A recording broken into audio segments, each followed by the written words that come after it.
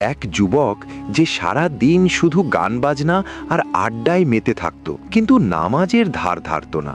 একদিন মাঝরাতে সে একলা হেঁটে কবরস্থানের পাশ দিয়ে যাচ্ছিল। হঠাৎ সে শুনতে পেল মাটির নিচ থেকে খুব গম্ভীর এবং করুণ স্বরে কেউ আজান দিচ্ছে। যুবকটি ভয়ে থমকে দাঁড়ালো। সে ভাবল, কবরস্থানে এই সময় আজান কে দিচ্ছে? সে সাহস করে একটি নতুন কবরের সামনে গেল। হঠাৎ মাটি ফেটে একটি হাত বেরিয়ে এসে যুবকের পা চেপে ধরল।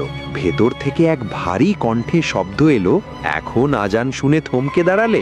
সারা জীবন তো আজান শুনেও মসজিদে যাওনি। আজ আমি কবরে থেকেও আজানের তৃষ্ণায় ছটফট করছি, কিন্তু আমার সময় শেষ।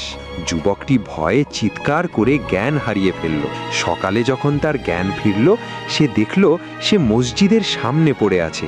সেই থেকে সে আর এক ওক্ত নামাজও কাজা করে না, কারণ সে জানে কবরে আজান শোনার পর আর তওবা করার সুযোগ থাকে না।